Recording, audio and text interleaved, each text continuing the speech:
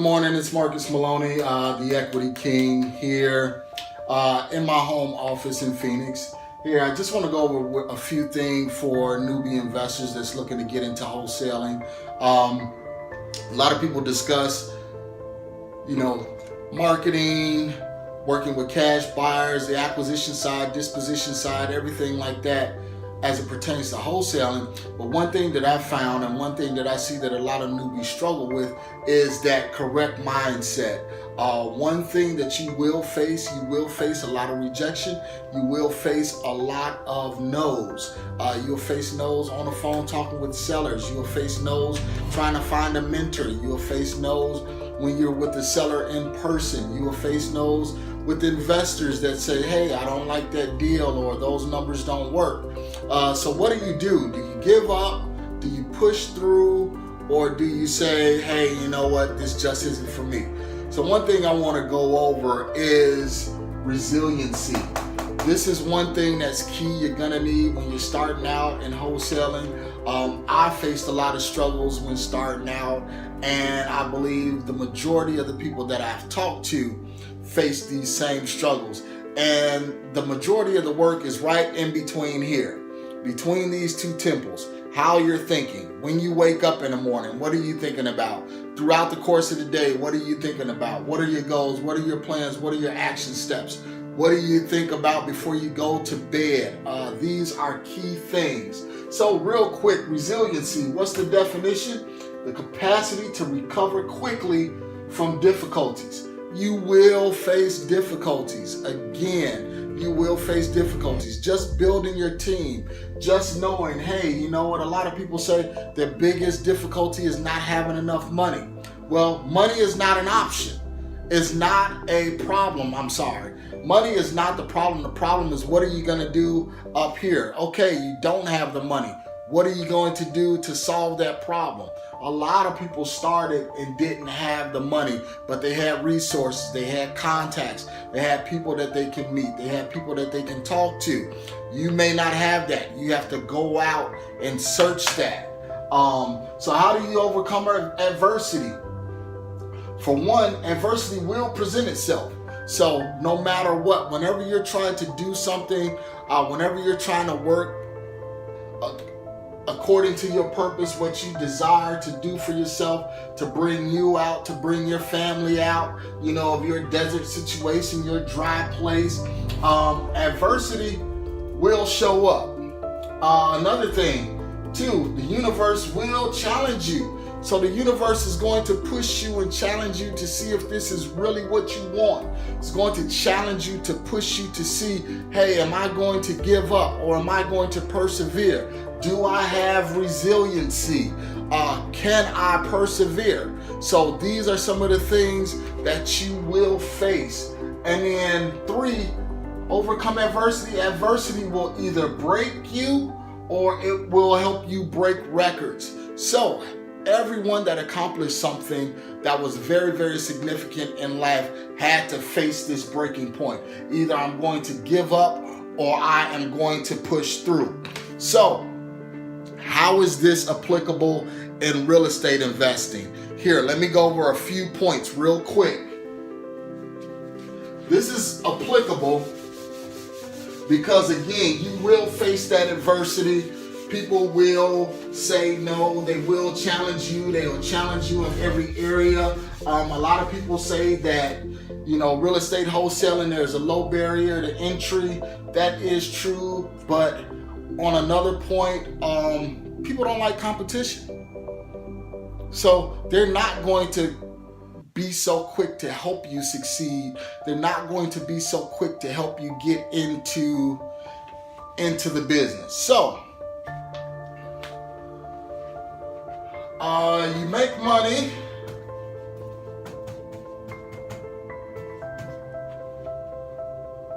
when you buy. I'm sure a lot of you have heard that. You make money when you buy. You make money in the acquisition versus the disposition. But here are a few stats that tie into adversity. When it comes to direct mail, the norm The standard is a 1% response rate. So what is that saying? For every 100 pieces of mail that you send, you may get one call. Now you tell me if this is not adversity starting out. For every 100 calls or 100 mailers,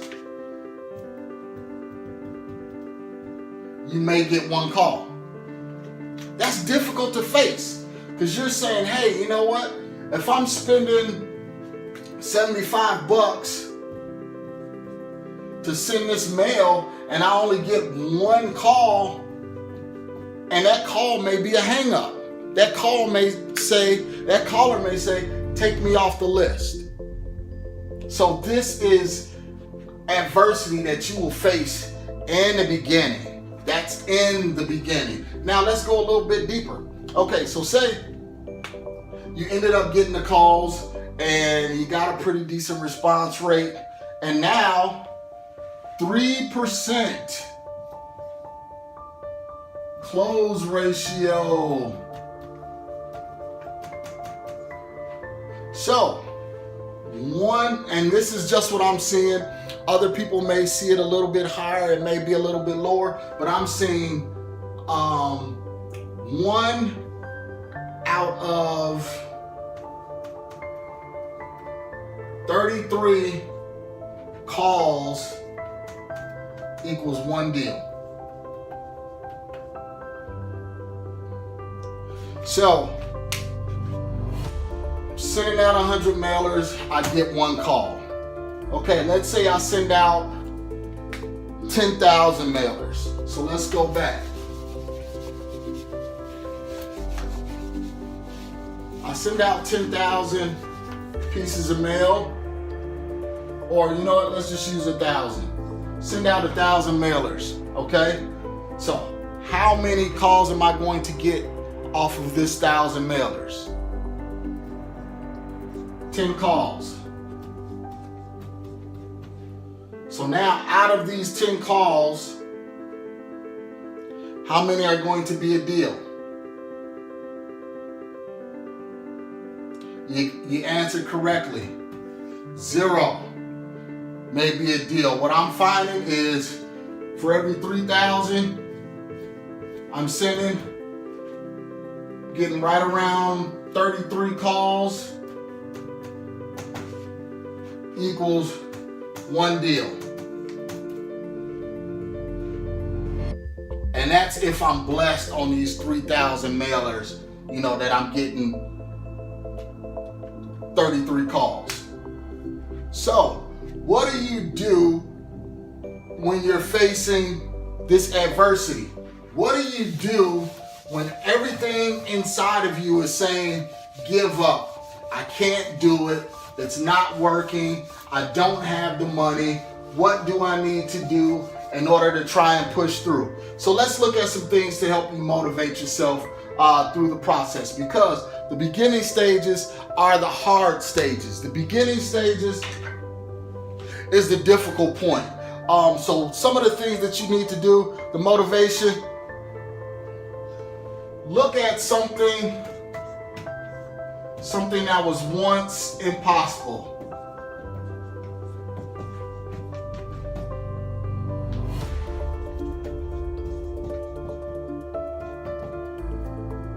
Once impossible.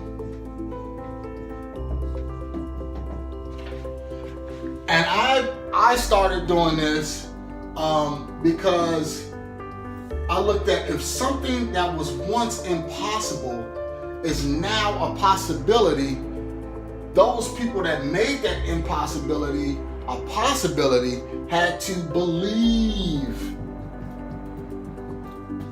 that that impossibility is possible.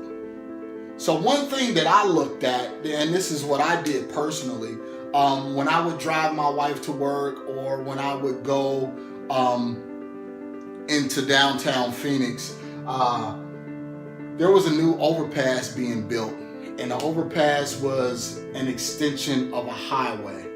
And this overpass had to be 50 feet in the air, maybe more, higher. I don't know. I'm not an engineer, but it was an impossibility at one point. So I would drive under this overpass that was being built. So it's basically concrete being suspended in the air.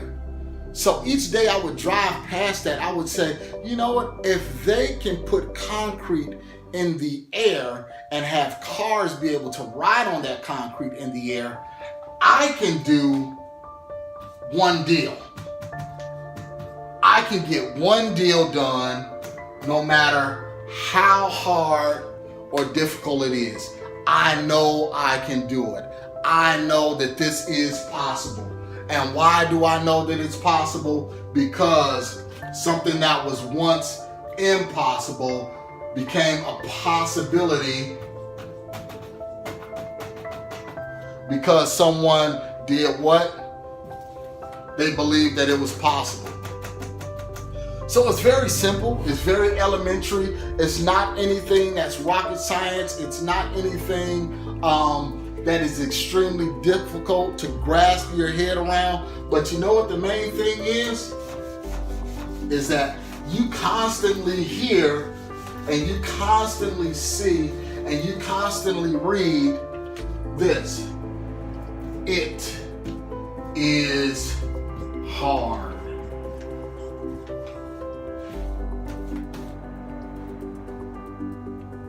It is hard. And you know what?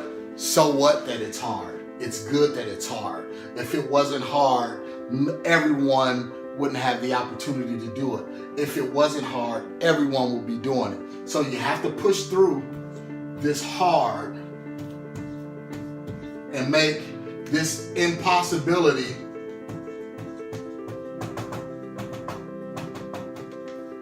possible.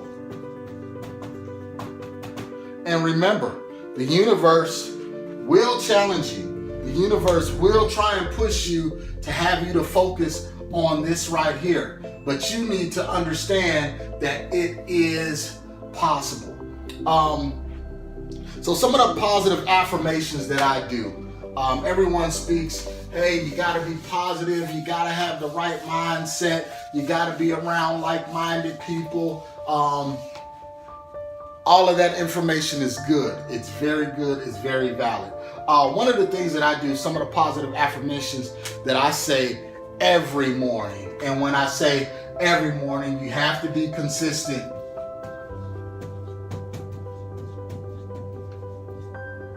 Consistent. Oh well, you guys know what I'm trying to say. You have to be consistent. You have to speak to who? You have to speak to yourself daily. And when I speak to myself, I get the inspiration from God. I'm a praying man. I'm a God-fearing man. So every day when I wake up at 5 o'clock in the morning, I make sure I pray.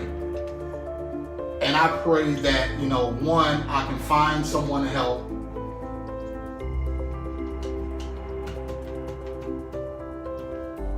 And that ties directly in with my first affirmation that I am a giver. One of the things that people fail to realize is that money is currency. And I'm not just talking about money, finances, but I'm talking about knowledge, wisdom, helping others. One of the main things that I find to be so true is that when you give, you definitely receive that back. You have to be able to plant or sow seeds. And when you sow those seeds, you will reap a harvest. So let's look at, let's go over my first positive affirmation is I am a giver.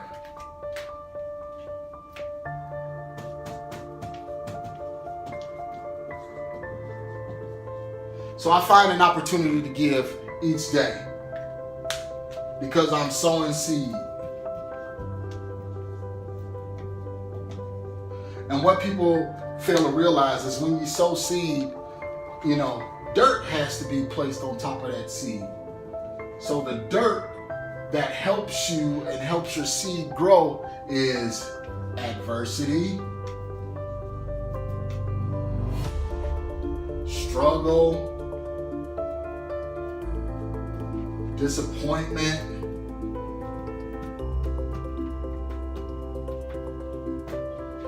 and other things of that nature. So you sow your seed goes in dirt. And dirt is adversity, struggle, disappointment. But then there's the process of growth. Your seed will begin to push through the adversity, the struggle, the disappointment, So I look at everything through an agricultural eye. So once I sowed that seed and it went through the dirt, now the process of growth is starting. Now there is a bud. Let me get a different color here. So now there's a bud. Things are starting to happen.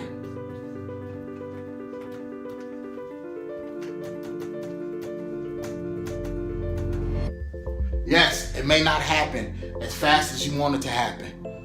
No, things are not going to happen overnight. It's not going to be a quick turnaround. But this bud may be in the form of one relationship.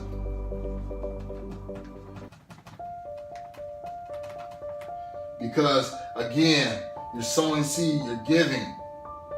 So now you're starting to reap a harvest. You have a relationship. That relationship may come in the form of a cash buyer. It may come in the form of someone that's looking to sell, but not right away. It may come in the form of you building a relationship with a title company or an escrow company or an attorney or another wholesaler, someone that'll help you get to the next level. So let's sow seed, let's push through the adversity. Let's understand that it's a process of growth. When a plant begins to germinate and begins to bring forth, it's a blade first. It's a small little piece. It's a small thing.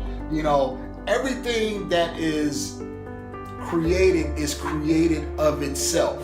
So the seed, what kind of seed are you sowing? Are you sowing seeds of help, sowing seeds of health, or are you sowing seeds of negativity? If you're sowing seeds of negativity, then that is going to come back to you, tenfold. So let's remember, have your positive affirmations. And I'm using mine as a giver, as an example. So I'm going to tell you what happened in this situation here. I always like to give. I like to give financially because, again, money is currency. You have to put it to the market in order for it to reap a harvest. So you have to put it out in order for it to bring something in. If you don't put anything out, you're not going to get anything in. So I just began to give. I would see people, I would give them $10 here, $5 here. And then I believed in the concept of tithing. 10% off of my earnings, will go back into the storehouse, to my church, to a charitable organization, or something like that. Ever since I started sowing seeds, my harvest has been tremendous. My response rate has went down. But even though that response rate has went down, I'm still doing more deals than I did a year ago before I was sowing seed. So that's just one of the things that I wanted to harp on.